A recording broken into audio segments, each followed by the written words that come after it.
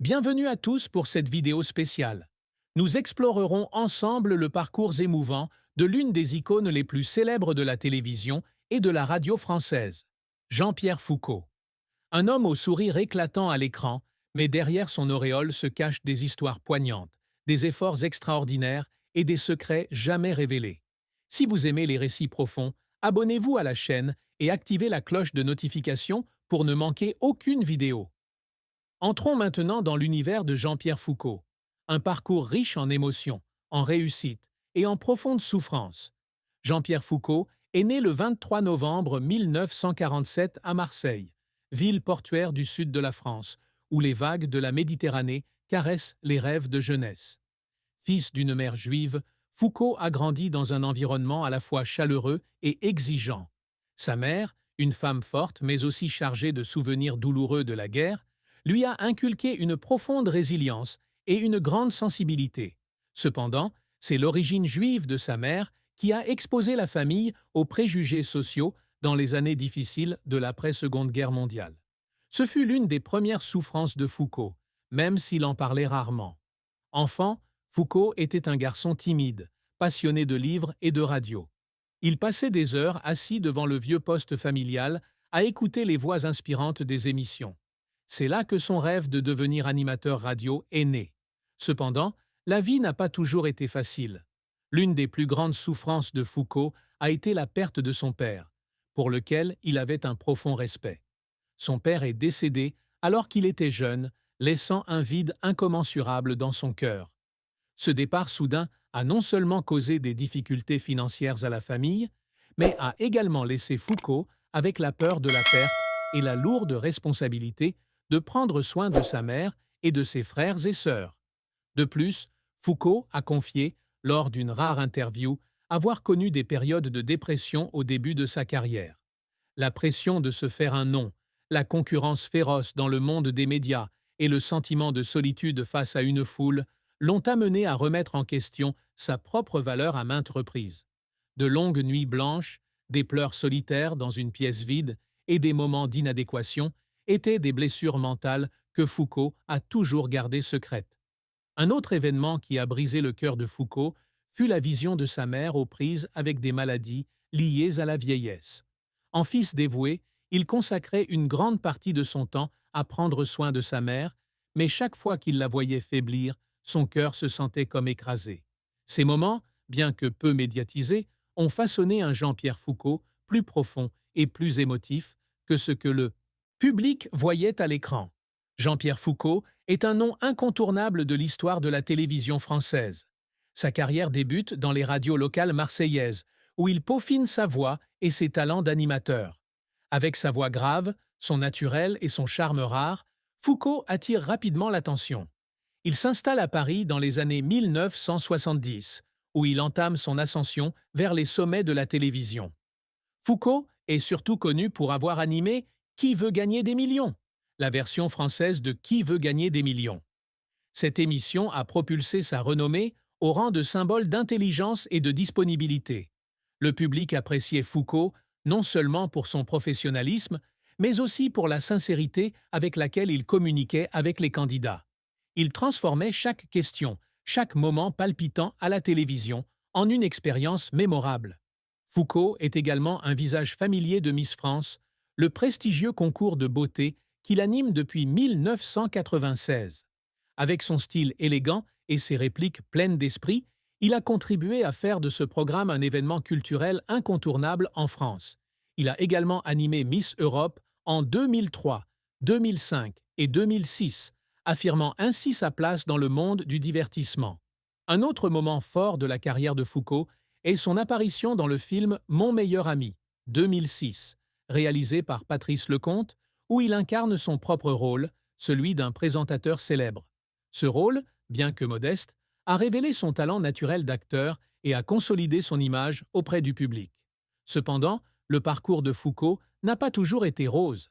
À ses débuts, il a été rejeté par de nombreuses grandes chaînes de télévision, jugé inexpérimenté ou pas assez remarquable.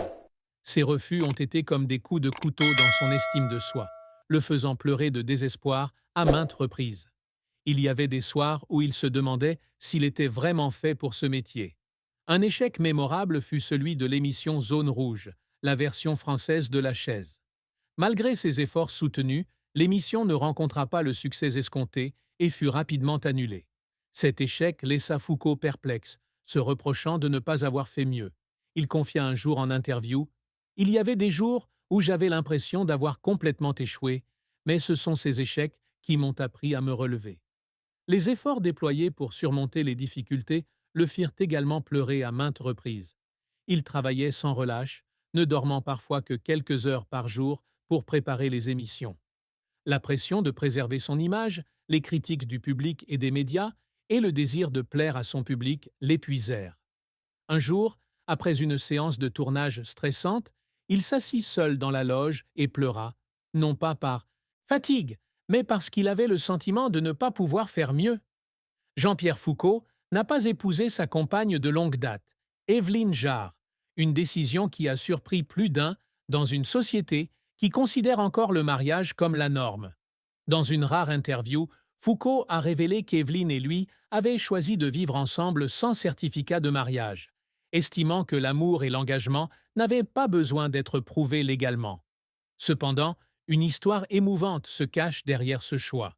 Évelyne Jarre, la femme qui a accompagné Foucault dans les bons comme dans les mauvais moments, a reçu un diagnostic de maladie chronique ces dernières années.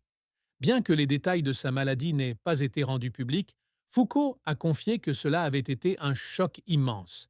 Il a décrit l'annonce de la maladie d'Évelyne comme un coup de poignard en plein cœur. « J'étais là, à l'hôpital, les larmes aux yeux », a-t-il déclaré. Évelyne est la femme la plus forte que je connaisse, mais la voir lutter contre sa maladie m'a laissé un sentiment d'impuissance. Foucault a consacré beaucoup de temps à prendre soin d'Évelyne, l'accompagnant à ses rendez-vous médicaux, l'accompagnant pendant sa chimiothérapie et essayant de la faire sourire dans les moments les plus difficiles. Ses larmes provenaient non seulement de la douleur de voir souffrir son être cher, mais aussi de la peur de perdre la compagne qui l'avait accompagnée pendant des décennies. Bien que non officiellement mariés, la relation entre Jean-Pierre Foucault et Évelyne Jarre était un témoignage d'amour durable. Ils ont passé de nombreuses années ensemble, partageant joie, peine et même les plus grandes épreuves de la vie. Cependant, comme toute relation, leur vie commune n'a pas toujours été parfaite. Foucault a révélé que lui et Évelyne ont traversé des moments difficiles, surtout lorsque sa carrière était à son apogée. Les journées de travail interminables, les longs trajets pour les tournages et la pression du public leur laissaient peu de temps l'un pour l'autre. Parfois, j'avais l'impression de négliger Évelyne, confiait Foucault. Elle m'a toujours soutenu, mais je savais qu'elle avait davantage besoin de moi. Dans une rare interview accordée à la presse, Évelyne a déclaré aimer Foucault pour son dévouement et sa générosité, tout en admettant que la vie avec une célébrité n'était pas facile. Il y avait des jours où j'avais l'impression d'être son ombre, a-t-elle confié. Mais nous avons appris à surmonter nos différences et à chérir les moments passés ensemble. Un autre aspect négatif de leur relation était leur décision de ne pas avoir d'enfant. Foucault, qui avait une fille, Virginia Foucault, issue d'un précédent mariage, et Évelyne étaient d'accord pour se concentrer sur la construction d'une vie heureuse, ensemble, plutôt que d'agrandir leur famille. Cependant, cette décision les a parfois confrontés à des questions curieuses du public et de leur famille, ce que Foucault a reconnu comme étant désagréable. Jean-Pierre Foucault, au cours de plus de 5 décennies de carrière, a amassé une fortune considérable. Bien que le chiffre exact ne soit pas public, sa fortune est estimée à environ 15 millions d'euros en 2025, grâce à des contrats télévisuels, des contrats publicitaires et des investissements personnels. Il possède une luxueuse villa en banlieue parisienne où lui et Évelyne Jarre se réfugient souvent après des journées de travail chargées. Il possède également une maison de vacances dans le sud de la France, près de sa ville natale de Marseille, où il revient souvent pour trouver la paix. Foucault est également connu pour être un investisseur avisé. Il a investi dans l'immobilier, des actions de sociétés de médias et même dans plusieurs start-up du secteur du divertissement. Il possède également une collection de voitures de collection, dont une Citroën DS classique, qu'il affectionne particulièrement. Cependant, Foucault n'était pas du genre à faire étalage de sa richesse. Il disait souvent « L'argent n'est qu'un outil pour mieux vivre, mais le vrai bonheur vient des moments passés en famille et entre amis. » Une partie de sa fortune est utilisée pour soutenir des œuvres caritatives, notamment celles liées à la santé et à l'éducation, une façon pour lui de remercier la communauté qui l'a soutenu tout au long de sa carrière. La famille de Jean-Pierre Foucault, et plus particulièrement sa fille Virginia Foucault, a toujours été un soutien spirituel important pour lui. Virginia, aujourd'hui adulte et autonome, a confié que son père était un homme émotif, mais qu'il essayait toujours de cacher sa tristesse pour protéger son entourage. « Mon père parlait rarement de ses difficultés », a déclaré Virginia lors d'une interview. « Mais je sais qu'il a dû traverser de nombreuses épreuves, de la perte de son grand-père aux pressions de sa carrière. » Virginia a également révélé que Foucault citait souvent sa mère, sa grand-mère, comme une grande source d'inspiration. « Mon père disait toujours qu'elle était la femme la plus forte qu'il ait jamais connue. Prendre soin d'elle dans ces dernières années a été l'une des choses les plus déchirantes qu'il ait jamais faites, mais aussi l'une des choses dont il était le plus fier, a-t-elle confié. Évelyne Jarre, bien que n'étant pas l'épouse légale de Foucault, a également joué un rôle important dans la famille. Elle organisait souvent des réunions de famille où Foucault pouvait se détendre et oublier les pressions du travail. Selon Virginia, c'est Évelyne qui a aidé Foucault à traverser les moments les plus difficiles, notamment lorsqu'il était aux prises avec sa maladie. Évelyne était non seulement la compagne de mon père, mais aussi sa meilleure amie, a déclaré Virginia. Bien que Jean-Pierre Foucault apparaisse toujours avec un sourire radieux à l'écran, sa vie s'achève sur une note triste. Vers la fin de sa vie, sa santé commence à décliner, en partie à cause d'années de travail acharné et des pressions du monde du spectacle. Douleurs chroniques et fatigue le poussent à se retirer progressivement des projecteurs, laissant un grand vide dans le cœur du public. Ce qui blesse le plus Foucault, selon ses proches, c'est de ne pas pouvoir être plus présent auprès d'Évelyne pendant ses jours de lutte contre la maladie.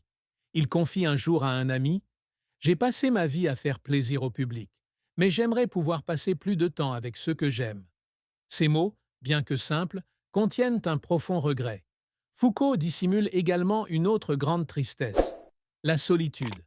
Malgré la célébrité et l'amour, il a souvent l'impression d'être incompris. De longues nuits seules, à relire les lettres de son public ou à écouter de vieux disques, sont sa façon de surmonter cette solitude. « J'essaie toujours de faire rire les gens », a-t-il dit un jour, « mais parfois, j'ai moi-même besoin d'un sourire. » La fin de Jean-Pierre Foucault n'a pas été une tragédie, mais elle a été teintée de tristesse. Il a laissé derrière lui des millions de personnes pleines de regrets, mais aussi un héritage indélébile. Un homme qui a vécu sa vie pour sa passion, pour sa famille et pour ceux qu'il aimait. La tristesse qu'il a cachée, les larmes qu'il n'a jamais laissées au public témoignent d'un cœur sensible et d'une vie pleine de sens. Vie pleine de sens. Vie pleine